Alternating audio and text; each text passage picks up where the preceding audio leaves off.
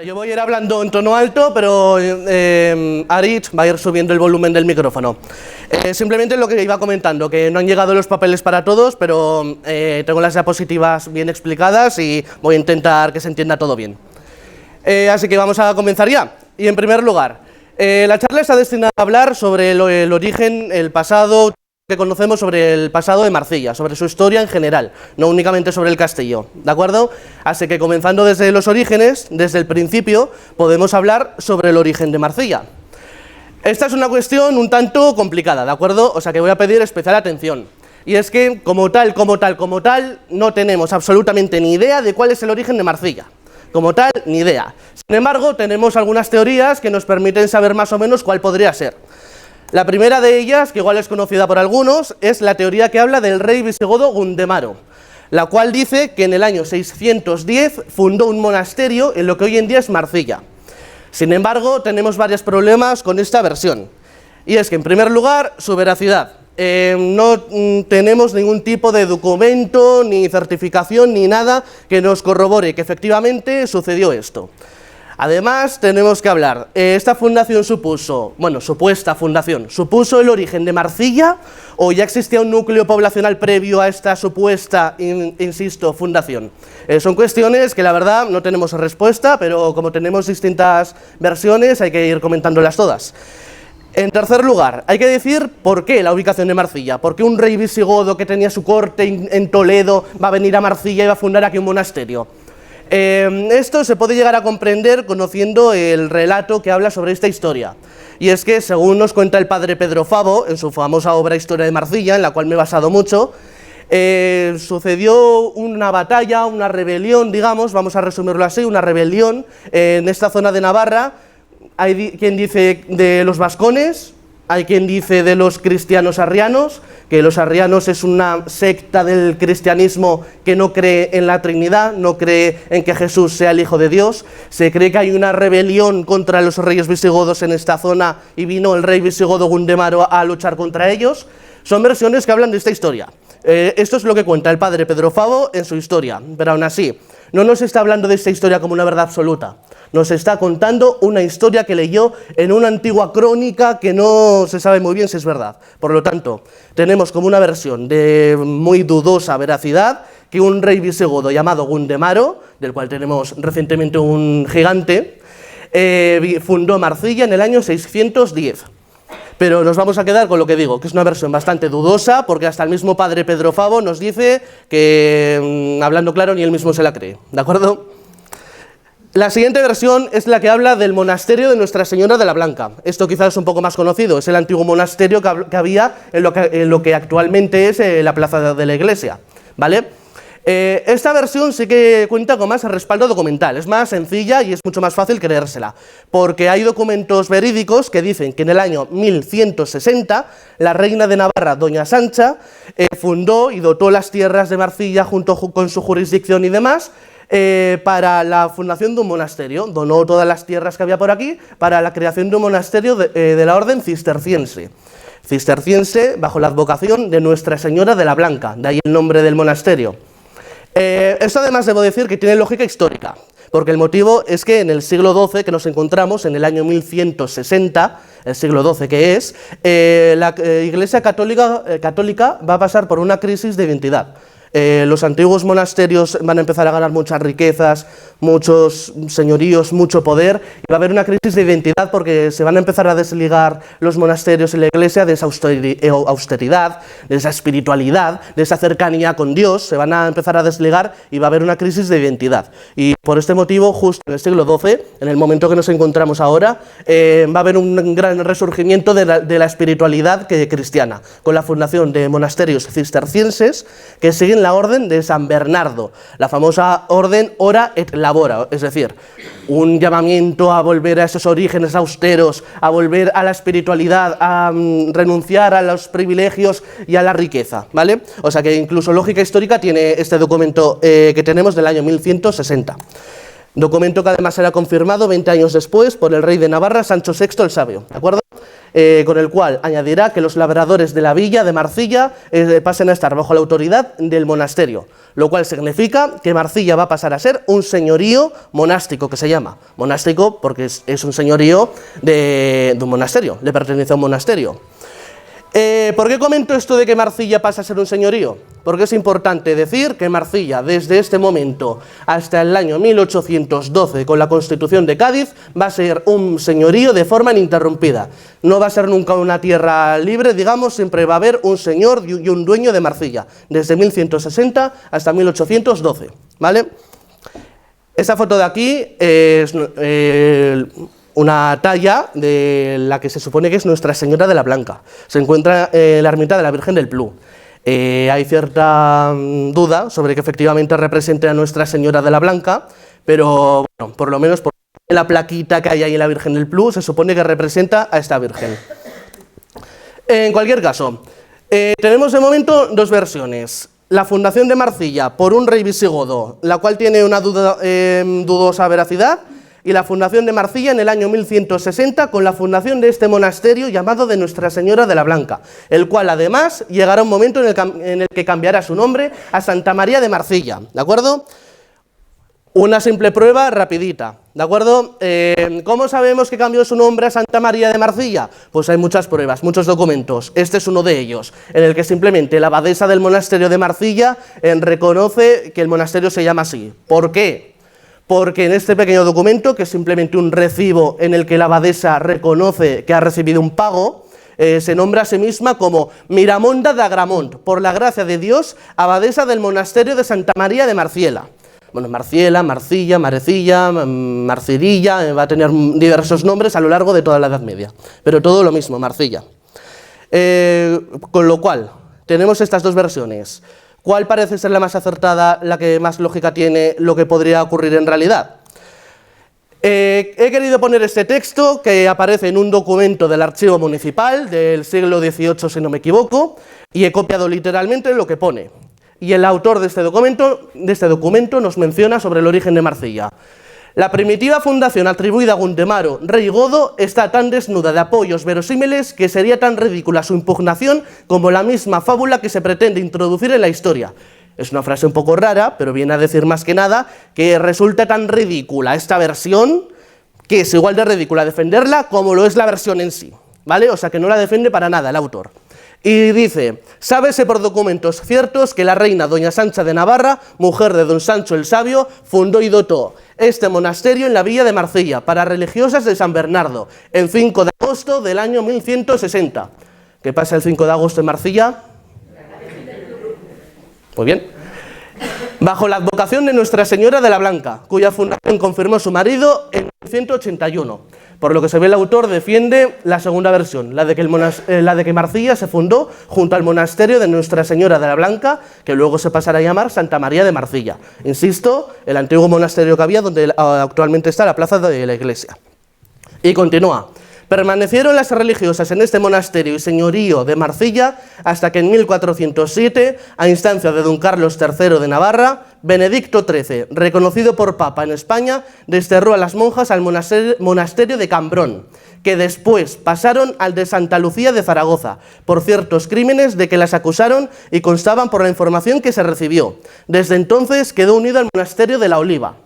Esto ya es un poco de adelanto de lo que viene después sobre la historia de Marcilla y la historia del castillo, pero este documento ya certifica que esta comunidad monástica se va a quedar desde el año 1160 hasta el año 1407, que el Papa Benedicto XIII las expulse por unos crímenes que luego comentaré, y que son crímenes que en realidad no ocurrieron. Las acusaron falsamente de unos crímenes para quedarse con la propiedad de las tierras de Marcilla. Pero bueno, dejando esta cuestión aparte, voy a pasar a otra sección, porque como digo, el origen de Marcilla no tenemos absolutamente ni idea. Tenemos estas dos versiones y también, como bien indica, vuelvo a remitirme a él, el padre Pedro Fabó. Dejémoslo ya a libre interpretación del lector, del espectador, de quien sea, porque no tenemos absolutamente más información. Por lo cual he querido pasar ya a la siguiente sección, la cual denomina los derechos forales de Marcilla, que es el fuero que poseía Marcilla y que curiosamente se llamaba el fuero de Calahorra. Esto es simplemente una cuestión, no era demasiado común, pero en ocasiones pasaba. Normalmente los fueros se concedían a una villa en concreto y recibía el nombre de esa villa, pero había ocasiones en las que el fuero que se le entregaba a una villa se le entregaba también a otro sitio. Simplemente por eso, fuero de Calahorra, porque casualmente le entregaron a Marcilla los privilegios y fueros que tenía Calahorra, por casualidad, simplemente. Pero bueno, ¿qué son los fueros? Para hablar del fuero que tenía Marcilla, primero decir qué son los fueros, sobre todo en Navarra, una tierra con amplia tradición de fueros y derechos forales. En origen, en la Alta Edad Media, a comienzos de la Edad Media, es decir, los fueros van a ser simplemente privilegios que se van a entregar a las villas del reino, a los distintos pueblos y demás. ¿Por qué? Por apoyar al rey en el conflicto X, por haber ido a la guerra junto al rey en no sé qué guerra. Por el motivo X que fuese, el rey recompensaba las distintas villas con distintos fueros, privilegios. Por ejemplo, a partir de ahora la villa X pasa a estar exenta de pagar este impuesto por haberme apoyado en la guerra contra Castilla, por ejemplo. ¿Vale? Los fueros van a ser en origen esto. Lo que pasa es que con el tiempo evolucionarán a todo un marco jurídico que engloba todo el reino. Lo que conocemos ya el famoso fuero de Navarra, en fin, las leyes que había antiguamente en Navarra, que aún a día de hoy conservamos alguna parte de ellas, pero bueno, me gustaría hablar más de ellas porque tenía muchas curiosidades y eran las que más derechos civiles y libertades otorgaban de todos los reinos de la península ibérica, pero como no vengo a hablar de Navarra sino de Marcilla, me lo salto. En cualquier caso, este documento que tengo aquí es la única prueba que tenemos existente de que Marcilla poseía estos privilegios, o sea, uno de estos privilegios que entregaba el rey. Y esto voy a hacerlo detenidamente porque es un poco complicado, ¿vale? Es un pelín tedioso esta parte de aquí, ya lo siento, pero es un poco complicada de explicar. Y es que este documento que tengo aquí, que actualmente está en el Archivo General de Navarra, que he ido yo personalmente y he cogido la copia personalmente de allí, se trata de una solicitud que van a hacer los habitantes de la villa de Marcilla, representados por unos tal Juan de Rad y Pedro de Bauluz, simplemente dos señores. Es una solicitud que hacen a la Cámara de Comptos de Navarra, pidiéndoles que rebusquen entre sus archivos este fuero que afirman los marcilleses tener. O sea, este documento de aquí, cuando fue escrito, que fue escrito en el año 1501, los marcilleses sabían que tenían unos privilegios, pero no tenían ningún tipo de prueba de cuáles eran, ni que efectivamente los tuvieran, ni nada. Por lo que le van a pedir a la Cámara de Comptos de Navarra que les envíen una copia o algún tipo de prueba de que efectivamente tienen esos privilegios. Y este documento de aquí es simplemente la respuesta afirmativa de la Cámara de Comptos diciendo, de acuerdo, hemos rebuscado entre nuestros archivos, la biblioteca y demás, y efectivamente hemos encontrado que Marcilla posee el fuero que afirmáis tener, el llamado fuero de Calahorra. Y lo que pasan a hacer la Cámara de Comptos, los secretarios de la Cámara de Comptos, es copiar unas líneas del fuero para corroborar efectivamente su existencia. No lo copian completo, por lo cual no sabemos ni qué privilegios concedía ni nada, pero sí que sabemos que existía, cuándo fue concedido, por qué y por quién. Eso aparece en las siguientes líneas. El texto original está en latín, pero lo he traducido. ¿Vale? Alfonso, emperador de los hombres de Funes, Marcilla y Peñalén, que el fuero le fue concedido a los tres sitios. En el nombre del Padre, del Hijo y del Espíritu Santo, amén. Yo, Alfonso, que este es Alfonso I el Batallador, rey de Pamplona, rey de Aragón, para que nos ubiquemos un poco, el rey que va a conquistar la ciudad de Zaragoza a los musulmanes, simplemente curiosidad, pero bueno. Yo, Alfonso, por la gracia de Dios, emperador, hago esta carta de donación junto con lo que ustedes desean, a todos los hombres de Funes, Marcilla y Peñalén, a todos los hombres, mujeres, mayores y menores, de buena voluntad, espontáneamente, por los servicios que me han prestado, ya que han estado en mi fidelidad de manera útil y fiel durante todo el tiempo. Les otorgo y cedo que tengan los mismos fueros y usos que tienen los hombres de Calahorra, y todos los demás fueros que tengan. Hecha esta carta en el año 1110, en el mes de julio, en la villa de Alagón, mientras yo reino, por la gracia de Dios, en Aragón, Pamplona, Sobrarbe, Ribagorza y Castilla. ¿Por qué he incidido en el año 1110? Si me he conseguido explicar, y no estoy siendo demasiado aburrido, antes he dicho que una de las versiones de Marcilla es que se fundó, sobre el origen de Marcilla, mejor dicho, es que se fundó en el 1160. Si un rey le está entregando un fuero a la villa de Marcilla 50 años antes, es que el pueblo ya existía. Por lo tanto, esto nos desmiente la versión de que Marcilla fue fundada junto al monasterio de Nuestra Señora de la Blanca, alias Santa María de Marcilla, ¿vale? Marcilla por lo menos ya existía 50 años antes, o incluso desde el inicio del reinado de este señor, porque se comenta que, ya que han estado en mi fidelidad de manera útil y fiel durante todo el tiempo por lo menos era mientras reinaba este señor. Por lo tanto, vamos a dejarlo ahí. Marcilla se va a fundar en un momento entre el año 610 y vamos a decir el año 1080-1090 aproximadamente, ¿vale? En algún momento entre esos años, si bien son 400 años y son muchos años, como no tenemos más pruebas, ni más documentación, ni más información, vamos a quedarnos con que se fundó en algún momento de esos. Marcilla tenía unos privilegios, en el poco tiempo de existencia que tuviera le concedieron unos privilegios, los cuales hay que decir que perdió en el año 1160, motivo de que pasó a ser un señorío perteneciente a un monasterio, el monasterio de Nuestra Señora de la Blanca, vuelvo a insistir.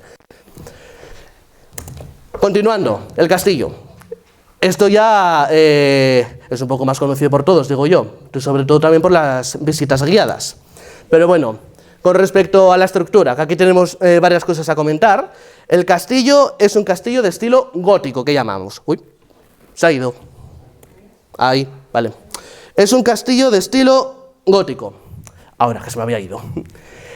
¿Por qué lo sabemos? Principalmente por la entrada y algún otro arco más, ¿de acuerdo? Son arcos de punta ojival que se llaman. Mis compañeros guías que hay por aquí ya tienen que estar hasta aquí de escuchar lo que voy a decir ahora. Pero un arco de punta ojival, que reconocemos este tipo de arcos por el estilo gótico, porque yo creo que tenemos todos en la cabeza las típicas catedrales góticas que son súper altas, con las columnas así apuntadas, con una decoración enorme y con unas columnas enormes que apuntan hacia el cielo. Y es que la lógica cultural de este tipo de catedrales, del estilo gótico, es que busca acercarse a Dios. Por eso las catedrales son tan altas, las columnas son tan altas, las ventanas y los arcos son apuntados porque están apuntando al cielo, están apuntando a Dios. Es la lógica cultural de la época, ¿de acuerdo? Por eso que si los arcos son apuntados, que si las catedrales y demás, y por ello reconocemos el castillo con este estilo, por este tipo de entradas y arcos y demás, ¿de acuerdo? Aún así, siempre está en el ambiente la cuestión, ¿qué es? ¿Un castillo o un palacio? Las dos. La respuesta sencilla y más acertada es que las dos. Es un castillo porque tiene las estructuras típicas defensivas de un castillo, un puente levadizo, las almenas para poder protegerse y defender el castillo, saeteras que se llaman, que se pueden ver a lo largo de todos los muros, que son las rayitas esas que tengo ahí marcadas, que sirven para poder disparar desde dentro y que no te den de fuera, o un foso, simplemente un foso ya es una medida defensiva junto al puente levadizo. Son todo medidas típicas de un castillo medieval.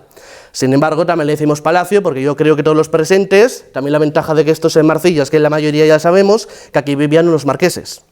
Por lo cual va a ser la residencia oficial de los marqueses, va a ser su palacio personal, pero va a cumplir una función de castillo en el sentido de que va a defender a la familia, no tanto al terreno. Por eso también, si alguien tiene un mínimo de conocimiento sobre castillos, los castillos normalmente están colocados en la cima de colinas o demás para defender el territorio. Este está en una explanada.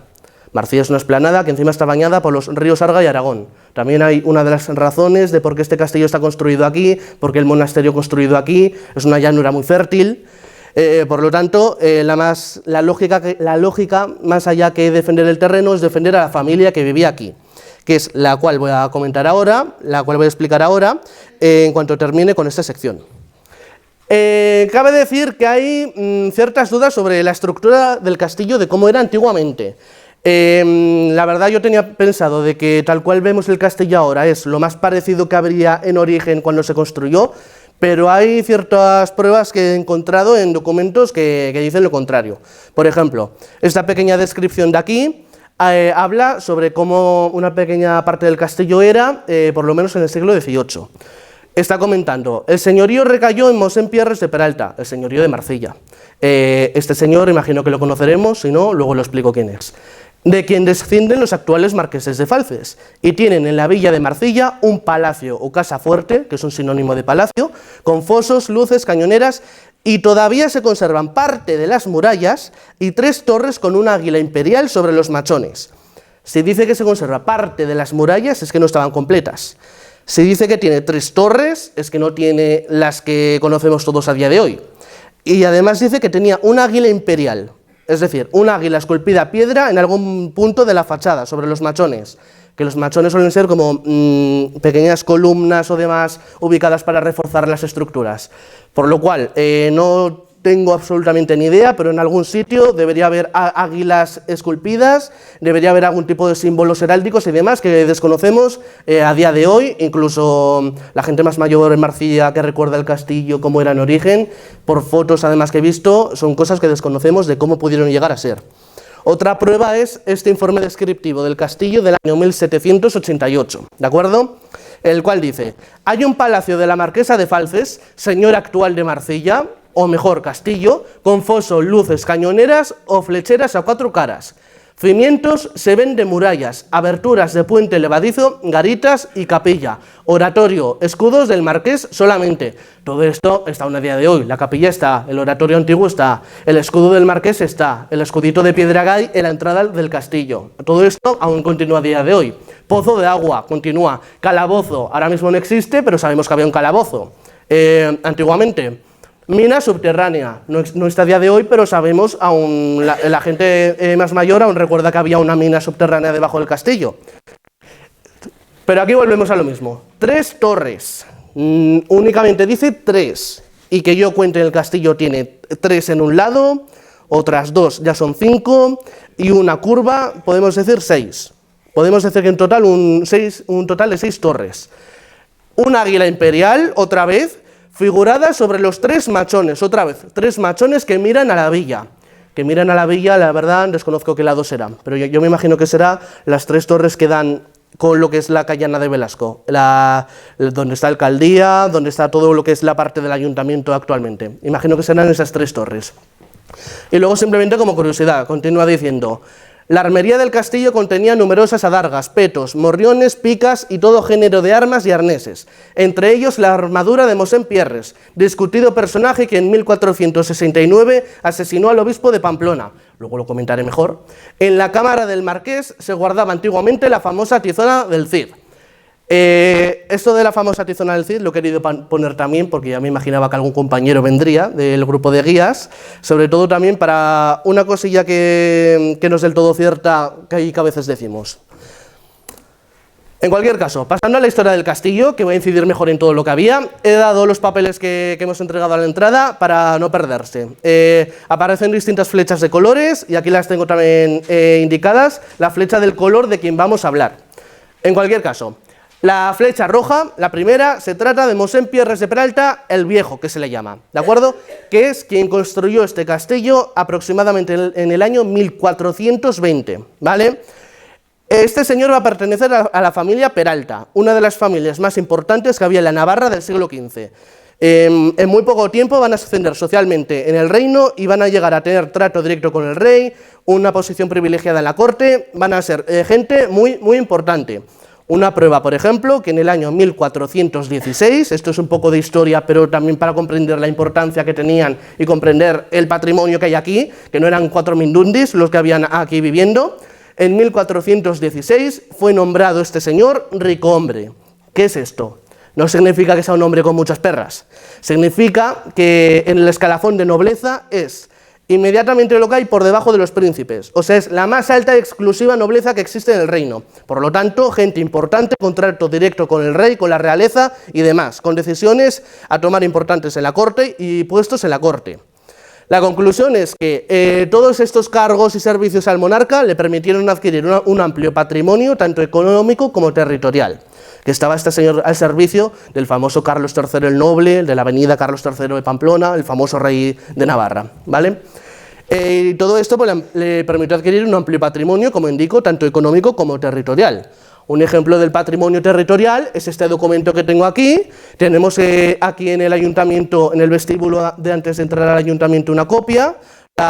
El documento original estaba en este castillo, actualmente está en el Archivo de Navarra, y es, como tengo ahí puesto, la donación que se le hace de Peralta y Funes a Mosén Pierres de Peralta, ¿vale? Simplemente que los reyes de Navarra, Juan II y Doña Blanca I, le entregan las villas de Peralta y Funes. Esto es simplemente una prueba de distintas concesiones de tierras y demás que le harán a este noble, para ver que tenía un amplio patrimonio.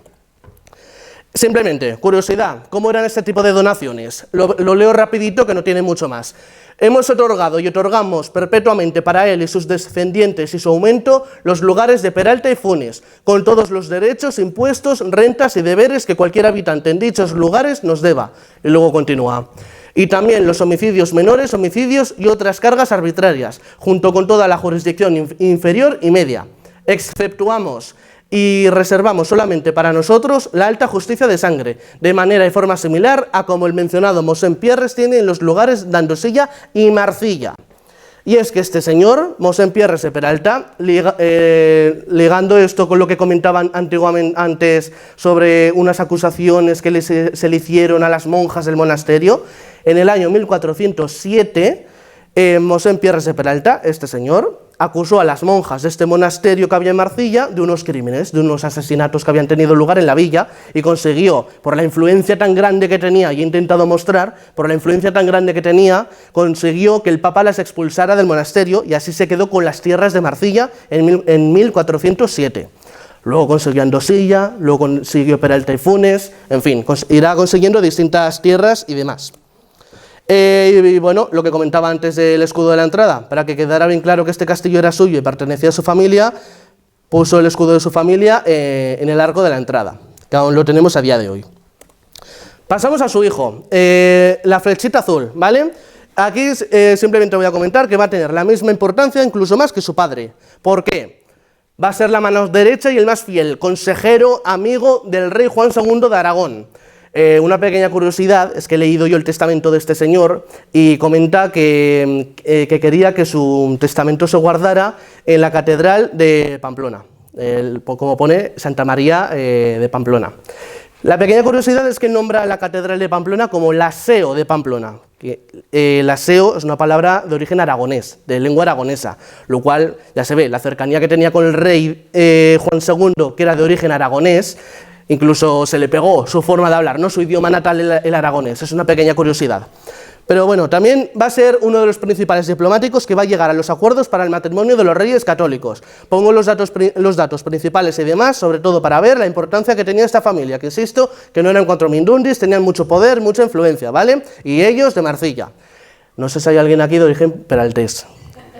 Pero bueno, por mucho que pongan de Peralta era solo el padre. ¿Vale? Y además se fue de Peralta para mudarse a Marcilla y construir su castillo en Marcilla. La familia eran de Marcilla, ¿vale? En fin, como compensación por ello, recibió por parte del rey Fernando, del ya rey Fernando el Católico, la que se cree que es la tizona, la espada del Cid, ¿de acuerdo? La que he comentado antes, que aparecía en la descripción. A ver, si es la original o no, hay dudas de que sea la original. Pero por lo menos, aun en el momento que se le entregó, se creía fielmente que era la verdadera espada del Cid. Motivo es que, no he puesto la foto, más que nada por resumir, pero tenemos otra copia de un documento del siglo XVI, que es una descripción de un inventario de bienes de los marqueses que vivían aquí. Y aparece que en la sección de las armas que tenían, como la principal y la más importante, pone una espada tizona. O sea que si en un documento del siglo XVI ya pone que tienen una espada tizona, es que en ese momento creían realmente que era la espada del Cid, ¿vale? Bueno, fue el caudillo y líder militar del bando agramontés en la Guerra Civil de Navarra. ¿Nos suena el conflicto de agramonteses y viamonteses? He escuchado un sí muy alto. Vale, esto me ayuda porque así puedo resumir luego la parte de esta guerra. Pues fue el principal líder y caudillo militar de uno de los bandos, lo cual, sea todas las tierras que le dio su padre, los títulos, el poder y todo, o sea, además decimos que era el líder de uno de los bandos en una guerra civil, pues le da más importancia, ¿de acuerdo? Fue nombrado conde de Sant Esteban de Lerín en 1465, otro título más, y era dueño de un amplio señorío que tengo aquí señalado, ¿vale? Todas estas tierras le pertenecían a este señor, y ahí tengo los pueblos que son y los años en los que los consigue. O sea, todas las tierras aquí alrededor, vaya, todo le pertenecía a este señor. Y le va a seguir perteneciendo, como he dicho antes, hasta el año 1812, momento en que la Constitución de Cádiz acabe con todo lo que eran los señoríos, el régimen feudal y demás, ¿vale? La flechita verde que tengo en los papelitos, Juana de Peralta, la hija, no comento nada de ella, me la salto porque tampoco tiene mayor relevancia. El que sí que tiene es el de la flechita amarilla, el que tengo indicado como el primer marqués de Falces. Este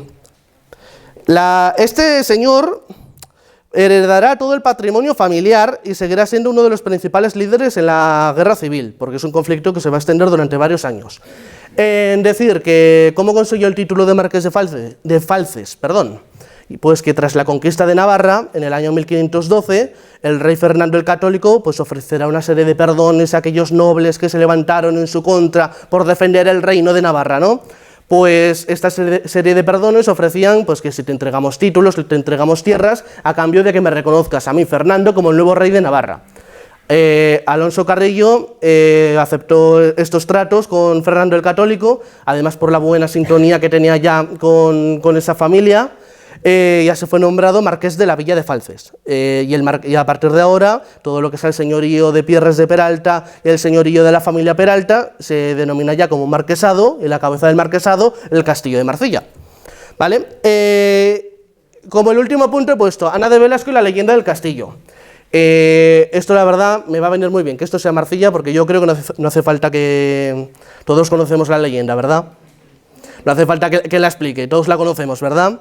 Vale, simplemente comentar, la leyenda es una leyenda, ¿de acuerdo? La leyenda es una leyenda, lo que ocurrió, bueno, ni emborrachó al coronel, ni lo apresó, ni lo expulsó de Marcilla, ni nada. Lo que ocurrió realmente es que cuando vino el famoso coronel Villalba a intentar derribar el castillo de Marcilla, Ana de Velasco preparó las defensas del castillo, estaba dispuesta a morir, no hay que achacarle ahí, le ha faltado varios, ¿vale? Y lo que sucedió en realidad es que no sabemos muy bien, el coronel se fue y dejó el castillo intacto. ¿Motivos? No tenemos ni idea. Quizá como Ana de Velasco era una noble castellana de la misma importancia que, por ejemplo, era el marqués de Falces en Navarra, quizá por eso la dejó tranquila. Quizá puede ser también, hay teorías que dicen de que Ana de Velasco se veía tan engrandecida, tan poderosa, y tenía tanto poder que no iba a responder ante un simple coronel. Si no venía el propio rey en persona a expulsarla, no se iba a ir de su castillo. Hay distintas teorías, versiones y demás. Esta segunda puede ser perfectamente, porque aunque parezca que no, la Edad Media no es lo que suele parecer, y antes, sobre todo en la Edad Media, si una mujer era poderosa, era poderosa. No pasaba esto de que la mujer a la cocina y demás. Si una mujer era poderosa, era poderosa. Y eso pasaba antes, aunque parezca que no. Pero bueno, continuando, me he saltado a Antonio de Peralta y Velasco, el que está justo por debajo del primer marqués de Falces, y me he ido al último, que este señor de aquí, Gastón de Peralta y Bosquet, lo he puesto simplemente como una prueba de que la familia Peralta, aun tras la conquista de Navarra, va a seguir teniendo importancia en la corte española, porque el rey Felipe II, yo creo que lo conocemos todos, el famoso Felipe II donde su imperio no se ponía el sol, las mayores extensiones del imperio español, el rey Felipe II lo nombró virrey de Nueva España, de México actualmente, ¿vale? O sea que esto es una prueba, por ejemplo, del poderío que van a tener aún los Peralta. Vale, de aquí voy a pasar a la guerra civil, estoy yendo cronológicamente según la historia de Marcilla. A la guerra civil de agramonteses y viamonteses. Me viene muy bien que por lo menos la mayoría tenemos una idea de este conflicto, ¿no? Vale, me viene bastante bien que tengamos una idea. Y es que este va a ser un conflicto dinástico, en el cual, a la muerte de la reina de Navarra, Blanca I, va a haber un conflicto por determinar quién es el siguiente rey de Navarra, ¿vale? Aquí tengo puesta la genealogía de lo que es el rey de Navarra, de los reyes de Navarra, y distintas dinastías. Una dinastía francesa en color rojito, ahí tengo indicados los nombres, la dinastía Trastámara en azul y otra dinastía francesa en amarillito. El problema va a suceder cuando a la muerte de la reina Blanca va a haber un conflicto por determinar quién es el próximo rey. Si se convertía en rey, digamos, más continuado, su marido, que era el rey Juan II, de Aragón tengo ahí puesto, pero era más bien el infante de Aragón, o sea, era rey de Navarra porque estaba casado con la reina de Navarra y estaba esperando a ser coronado rey de Aragón, ¿vale? O sea, va a llegar a ser rey de los dos reinos, de Navarra y de Aragón. En cualquier caso, el conflicto va a suceder por determinar quién es el próximo rey, si Juan II o Carlos de Viana, el famoso príncipe de Viana que todos conocemos, la institución príncipe de Viana, el príncipe de Viana que lo tenemos en Navarra para todo, ¿vale? Va a haber una lucha, principalmente por el testamento de la reina de Navarra, el cual, aquí he copiado las líneas tal cual, no lo he traducido porque creo que se entiende bastante bien, es un romance navarro casi castellano, creo que se entiende, y en el testamento de la reina blanca, que es este documento tan largo de aquí que apenas ni se ve, dice: el dicho príncipe nuestro, muy caro y muy amado hijo, en pos nuestro, por su herencia de derechos debidos, se puede intitular y nombrar rey de Navarra y duque de Nemours. Empero, por guardar el honor del dicho rey su padre, rogámosle caramente que los dichos títulos quiera tomar con la benevolencia y bendición del dicho rey su padre. Es decir, ¿qué está diciendo la reina de Navarra? Está diciendo que efectivamente Carlos de Viana, Carlos es el heredero, pero con la aprobación de tu padre. Si tu padre no te da esta aprobación, esta bendición, nada. Y eso es lo que sucedió.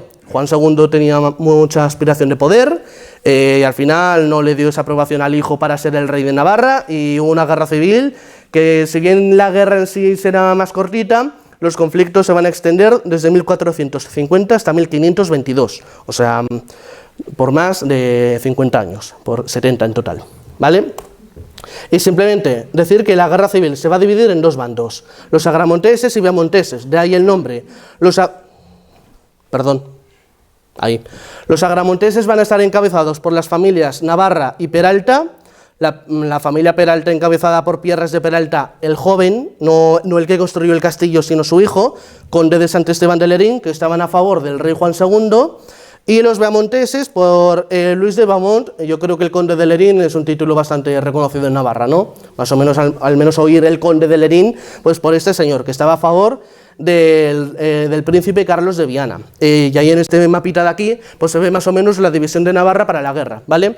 Se aprecia incluso aún este territorio que luego pasa a pertenecer a Castilla, y el territorio de ultramar que se llamaba, que actualmente es Francia, pero cuando aún pertenecía a Navarra, ese pequeño territorio de ahí del norte. Con esto he ido bastante rápido, porque más que nada porque me habéis dicho que este conflicto más o menos lo conocéis, ¿vale? Por eso me he permitido ir un poco rapidito, pero bueno. Ahora queda una parte más ligera, más amena, ¿de acuerdo? Todo esto anterior reconozco que era un poco tedioso. Voy a salir yo de la carrera como medievalista, por lo tanto la Edad Media yo puedo estar hablando horas y horas y horas y horas, pero ahora entro en una parte que se hace un pelín más sencilla, sobre todo porque tampoco hay gran información, ¿de acuerdo? Y así, en la Edad Moderna, en los siglos XVI, XVII, XVIII. Sobre el siglo XVI, ¿qué podemos decir? Simplemente lo que he comentado antes, que tras la conquista de Navarra, los Peralta aún van a seguir teniendo importancia en la corte española. Por ejemplo, el rey Carlos I de España, el famoso Carlos I de España, V de Alemania, informará a Alonso, al marqués de Falces, de que iba a ser elegido emperador del Sacro Imperio Romano Germánico. Por lo tanto, que el rey Carlos I te informe, te mande una carta diciéndote: oye, me van a elegir como el emperador, afinidad tendrían que tener, importancia tendría que tener el marqués en la corte, ¿vale? Y también lo que he comentado antes, que Felipe II, el hijo de Carlos I, nombrará a Gastón de Peralta virrey de Nueva España en 1566. Ya lo he comentado antes, pero simplemente porque estos son los datos más relevantes sobre Marcilla en el siglo XVI. Este es un retrato de Gastón de Peralta, ¿vale? El virrey de Nueva España. Ahí aparece en el retrato el escudito de la familia Peralta, el que está tallado en piedra en la entrada del castillo y demás, ¿vale? El siglo XVII, ¿qué podemos decir sobre el siglo XVII Marcilla? Y es que la familia Peralta va a perder su peso en la corte de España, ¿vale? De este siglo podemos decir que ya se habla de la existencia de la Basílica de la Virgen del Plu. La denominan, según he visto yo en documentos e información, como basílica, ¿vale? También podemos decir que van a comenzar a haber pleitos entre los habitantes de Marcilla, sobre todo representados por el ayuntamiento, y los marqueses de Falces, porque se van a oponer a que los marqueses sigan manteniendo sus privilegios feudales y sus poderes y demás, ¿vale? Algunas pruebas, que son todos documentos que hay en el archivo municipal, son estos tres ejemplos de aquí. Un documento de 1615, el cual es el poder concedido de la villa de Marcilla a su alcalde y regidores para seguir un pleito contra la marquesa por la jurisdicción criminal. Ya se ve que el ayuntamiento está contra los marqueses. En 1678, un informe de un abogado a quien se pidió opinión sobre si había que consultar a la marquesa de Falces para la elección de un nuevo alcalde. Es decir, esto ya nos quiere decir que se consultaron a un abogado es que no estaban a favor de que los marqueses se metieran en los asuntos del ayuntamiento ni de la población ni demás, ¿vale? Otro conflicto. O en 1686, el poder y la fianza de la villa de Marcilla contra la marquesa de Falces por unos pesos. Bueno, por dinero, ¿vale? Pone la descripción del documento es por unos pesos, pero para que se entienda por dinero. Es decir, contra la marquesa de Falces. Otro pleito, otro conflicto más, ¿vale? Van a ser bastantes conflictos y pleitos de este estilo que va a haber durante este siglo contra los marqueses de Falces por parte del ayuntamiento y la villa de Marcilla en general, ¿de acuerdo? Y también, como pequeña curiosidad, que esto no sé si es conocido por la mayoría, que el 7 de septiembre del año 1650 va a nacer en Marcilla Juan Manuel Fernández Pacheco, mejor conocido como el Marqués de Villena. Tenemos el Instituto Marqués de Villena, la Plaza Marqués de Villena, que es la Plaza del Póstigo, como mejor la conocemos, y este señor es el fundador de la RAE, ¿vale? Que fundó la Real Academia de la Lengua Española en 1713. ¿Qué tenía que ver este señor con Marcilla, este señor que fundó una institución tan importante para España como la RAE? ¿Ya he visto una cabeza por ahí? Ninguna, ¿vale? No tenía ningún vínculo con Marcilla. ¿Por qué nació aquí? Simplemente fue que su padre fue nombrado virrey de Navarra, porque también mencionar que pese a la conquista de Navarra, Navarra no será anexionada a Castilla, será incorporada. Lo cual quiere decir que Navarra seguirá siendo un reino hasta el año 1841. Navarra es el último reino que va a quedar en la península ibérica, ¿vale? Pues el padre de este señor será nombrado virrey de Navarra y simplemente de camino a Pamplona pasó por Marcilla y antes de tomar posesión como virrey de Navarra, su mujer se puso de parto en Marcilla. Y por eso nació aquí. Y como antiguamente era muy común bautizar a los niños, nada más habían nacido porque había mucha mortalidad infantil, quedó registrado como que nació en Marcilla, simplemente. ¿Vale? Este es un retrato de este señor, ¿vale? El Marqués de Villena, Juan Manuel Fernández Pacheco, el fundador de la Real Academia Española de la Lengua. Sobre el siglo XVIII.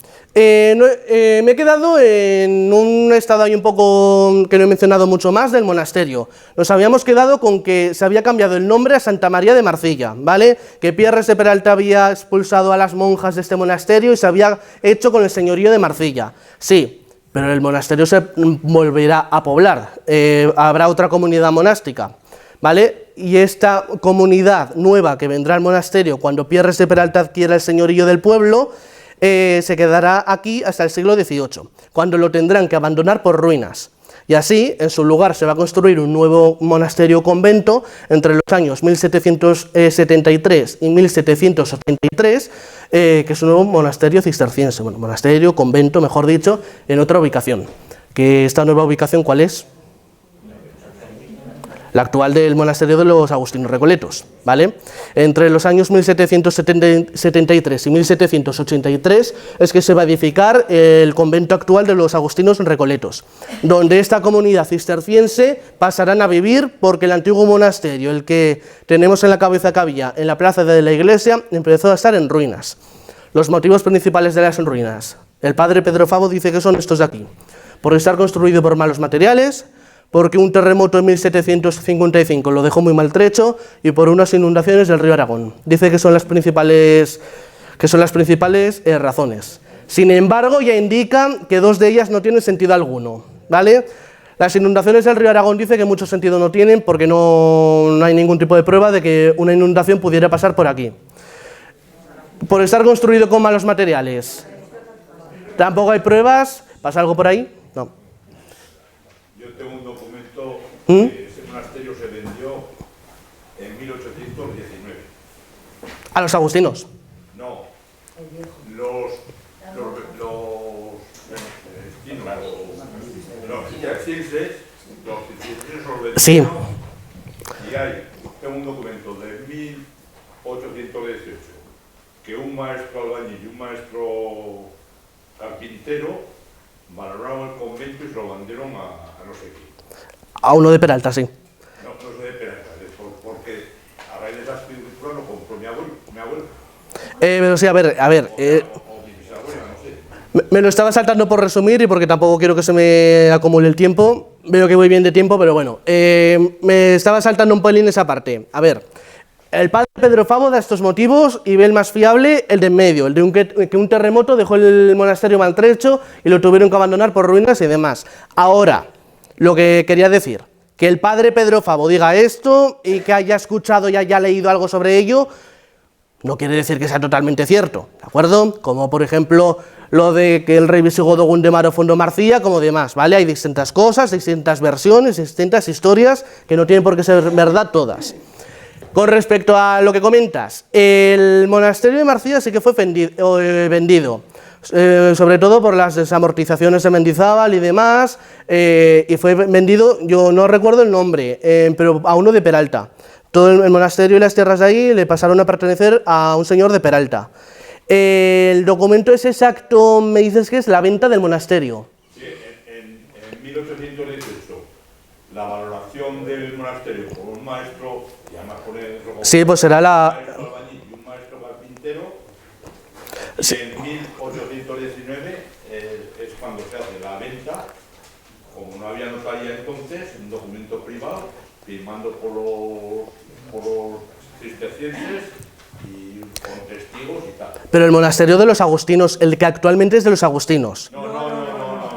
¿El de la plaza de la iglesia? El que estaba en la...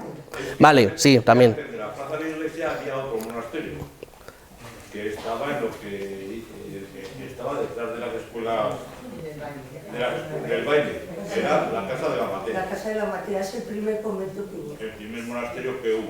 Ese estaba comentando antes, no sé si me he explicado mal. Es que has dicho la plaza de la iglesia, pero es que la plaza de la iglesia hubo un segundo. Vale, a ver, luego lo voy a comentar también. El padre Pedro Favo dice que va a haber un total de 3 comunidades monásticas en Marcilla, ¿vale? Igual una de ellas es la que os referís, ¿vale? En cualquier caso, lo que decía, según indica este señor, ¿vale? También se pudo vender efectivamente, si tenéis un documento que lo corrobora se puede vender, si es un documento que tenéis vosotros privado y no ha salido nunca a la luz de lo que es vuestra casa, pues obviamente normal que no se sepa esa información. Si yo no lo he podido ver, obviamente normal que no he podido incluir aquí esta información. Siempre es normal que en documentación privada haya información y se vaya actualizando la historia, pero hasta el punto donde yo sabía, esta es la información que tenemos y que se tuvo que abandonar por ruinas. Puede que se intentara vender y demás, pero que se tuvo que derrumbar, ya sabemos todos que se tuvo que derrumbar en algún momento, más que nada porque no está ahora, simplemente por ese motivo, y sabemos que esa comunidad cisterciense pasó a lo que es actualmente el monasterio de los agustinos, ¿vale? Eso sí, que primero era otro convento cisterciense, pero al extinguirse esta comunidad cisterciense, lo compraron los agustinos en Recoletos, eso sí, ¿vale? Esta es una foto que tiene el padre Pedro Favo en su libro Historia de Marcilla, sobre la que dice que es Nuestra Señora de la Blanca, la virgen a la que se veneraba en este antiguo monasterio y demás, ¿vale? Pero bueno, lo que venía a comentar ahora sobre las 3 comunidades monásticas. Esto es lo que dice el padre Pedro Favo literalmente en su obra sobre las comunidades que va a haber en Marcilla. La primera, la que se puede relacionar más con esa supuesta fundación de Gundemaro, puede tener algo que ver, al menos en cronología o demás. La primera comunidad fue de monjes de San Benito y fue su convento destruido y los moradores trasladados a Ujue. Luego dice que hay una segunda comunidad. La segunda comunidad fue de monjas del Cister, que es una ramificación o reforma de la de San Benito, introducidas por San Bernardo. Por eso se les dice monjas cistercienses o bernardas, que también tenemos los guías en la cabeza y demás, esta famosa orden de Ora et Labora, en fin. Y aquella comunidad fue expulsada a Cambrón, la que he dicho que Mosempierres las consiguió echar y se quedó con el señorío de Marcilla, y sustituyó otros monjes cistercienses. Había monjas y se cambiaron por monjes de la misma orden. Y luego el tercero, según comenta este señor, que puede haber otras versiones y demás, pero según comenta este señor, y ahora el monasterio tuvo que ser abandonado e instalarse la misma comunidad en otro, edificado de nuevo, cerca del antiguo, para que, andando los tiempos, fuera extinguida y viniesen a ocupar el edificio los padres agustinos recoletos, ¿vale? Algo aquí que no encaje con el documento que tenéis, porque también puede ser también para actualizar todo esto, claro, no digo... No encaja y además lo puedes Lo puedes ver. Se lo puedo leer. El tema está que si la valoración de esa casa la hacen los cistercienses, es que no estaban los padres agustinos ahí. No, igual no me estoy explicando. Vinieron posteriormente, no los agustinos. No, igual no me estoy explicando bien. A ver, el documento que tenéis es sobre lo que actualmente es el convento de los agustinos o sobre lo que había cerca de la plaza de la iglesia. Vale, igual no me he conseguido explicar bien, lo explico otra vez. Vale. Los cistercienses se van a quedar en ese sitio cerca de la plaza de la iglesia o la plaza de la iglesia, que yo tampoco sé decir exactamente, estaba justo aquí, ¿vale? Pero se van a quedar en ese sitio hasta que luego se tengan que trasladar a otro. Seguirá siendo la misma comunidad en otra ubicación. Y luego esa nueva ubicación será comprada por los agustinos recoletos, ¿vale? Lo de la plaza de la iglesia siempre cisterciense. El actual convento de los agustinos primero era cisterciense y luego fue adquirido por los padres agustinos recoletos. Por lo tanto, encaja con lo que me estáis diciendo de una valoración económica que hicieron los cistercienses.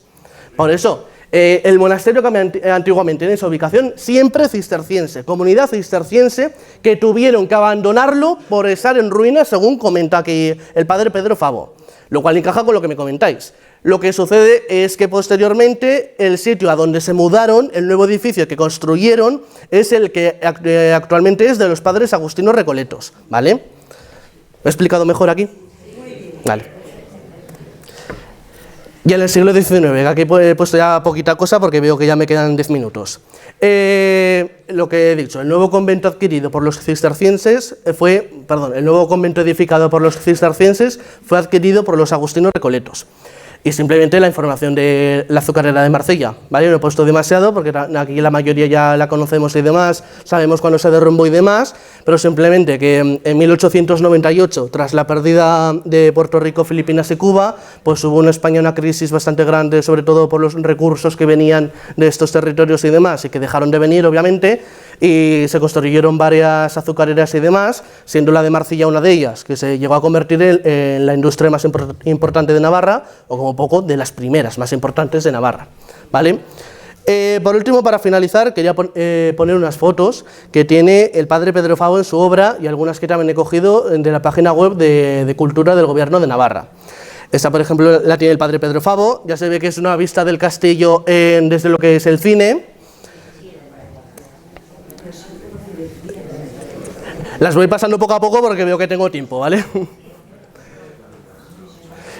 El año exactamente no lo sé decir porque no lo indica en el libro, pero principios del siglo XX, 1915, 1916, principios del siglo XX, perdón, he dicho siglo XV. ¿Vale? Esta foto es ya de la página web de Cultura del Gobierno de Navarra, es la foto más antigua que hay del castillo. Se está viendo también más o menos desde lo que es el cine. ¿El qué? Sí, imagino que serán las 3 torres esas, aquí simplemente viendo esta foto, un momentico, luego comentáis todo, que las voy a dejar tiempo porque veo que no voy bien de tiempo. Lo de las descripciones que he leído antes del castillo y demás, que hablaba solo de 3 torres, de que no había más torres, viendo esta foto puede ser bastante posible de que se refiriera a estas 3 torres de aquí, y esto de aquí no lo cuente como torres, porque también podemos ver que los tejadillos van por encima, igual no los está contando como torres. Por eso dice 3 torres, pero aún así, aunque hayamos resuelto ya la duda de las torres, aquí seguimos sin tener esas águilas imperiales que decía que había sobre las torres y demás, ¿vale? Otras fotos sobre la página de Cultura del Gobierno de Navarra. Aquí ya se ve lo que es actualmente alcaldía, todo lo que es la zona del ayuntamiento.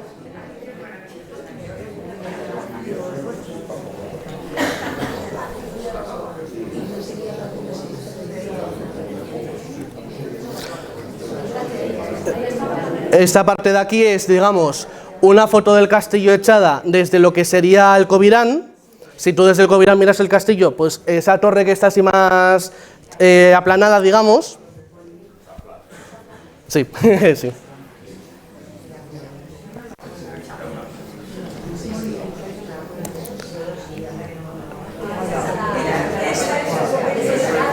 Sí. Sí. Lo que comentamos, el arquito este, que es ese mismo de ahí, restos del antiguo convento monasterio cisterciense. Se podía apreciar muy claramente encima de los arcos que aparecía esculpido el escudo de la orden del Cister. Bueno, eso, lo que actualmente es la Plaza del Baile, antiguamente conocida Plaza de las Escuelas, si no me equivoco. Y la Plaza de la Iglesia, sí, la Plaza de la Iglesia, que según aparece en la página de Cultura del Gobierno, se llamaba Plaza Marqués de Villamarcilla. Un pequeño dato, hay por ahí un Marqués de Villamarcilla, no tiene nada que ver con Marcilla, ni sabemos por qué tiene el título de Villamarcilla, pero hay un Marqués de Villamarcilla. Como el café Marcilla, sí.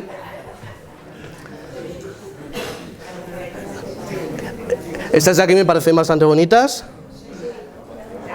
Otra... casi. Sí. Otra foto que está en la obra del padre Pedro Favo. Las que tienen menos calidad son las que tiene este señor en su libro. No sé por qué tienen tan poca calidad, la verdad. Pero bueno, una foto de la estación con un señor ahí posando, que a saber quién es. Sí. ¿Esta? Es que esa tiene que ser muy vieja porque las escuelas no Sí. tienen más que una altura. Sí, esta es de... Esta es de 1916. 1916. Sí, sí, o sea, son de las fotos más antiguas que hay de Marcilla. De cómo era antes el casco urbano y demás. Lo que digo, la estación del ferrocarril. Estas fotos, muy a mi pesar, se ven de pena. ¿Se llega a distinguir qué es? Sí. Vale, la parroquia y la iglesia del convento de los agustinos. Se ven bastante mal, bastante de pena, pero bueno. De esta foto de la parroquia se puede apreciar que el retablo sigue siendo el mismo. Fijándose en el retablo aún se distingue que es el mismo. Lo único, la forma y demás, pues tiene las típicas estructuras de época, ¿vale? Que ahora, como está reformada, no las tiene, pero aún se ven. Y la iglesia del convento de los agustinos, que se parece bastante más.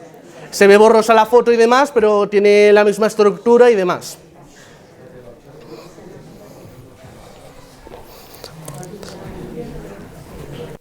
La misma imagen de Nuestra Señora de la Blanca y la Virgen del Plu.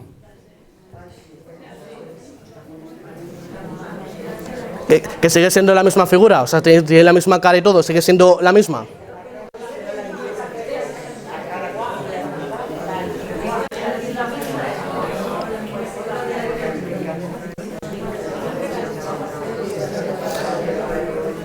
El convento de los agustinos, cuando fue edificado por primera vez, que no tenía los dos brazos, digamos, parece que estaba cojo. El segundo ala fue edificado más tarde, que esto además es una foto que tienen los agustinos en el convento, marcada en un cuadro. No sé exactamente de qué año será, pero bueno, el libro de historia de Marcilla del padre Pedro Favo es más o menos de principios del siglo XX. Las fotos del las fotos de cultura del gobierno de Navarra son también principios del siglo XX, o sea que todas las fotos, con más calidad o menos, son de los mismos años, la misma época, o sea que principios del siglo XX más o menos, ¿vale? El ayuntamiento viejo, que se ve que tampoco ha cambiado.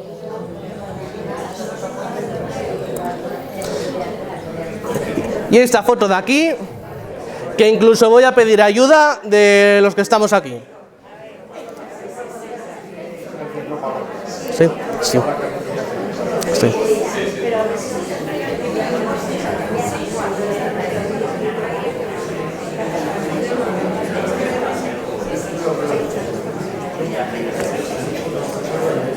A ver, ¿me escucháis un momento, por favor? Ubicarlo ya lo hemos ubicado todos, ¿verdad? Vale. ¿Sabe alguien, porque yo no lo sé, os pregunto sinceramente, ¿sabe alguien qué era este edificio? Porque veo que tiene ahí como un logotipo en la fachada que pone...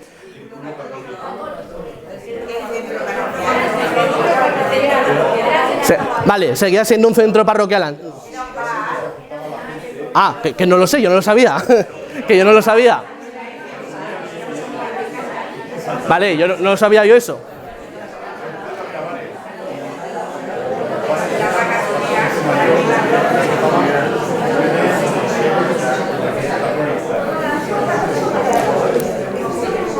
Y la última de la azucarera.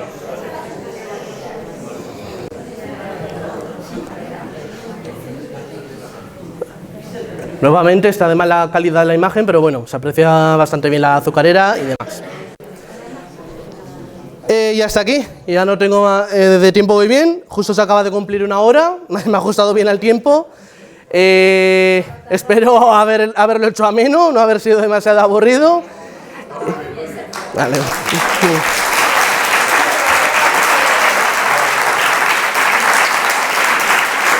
Ya está.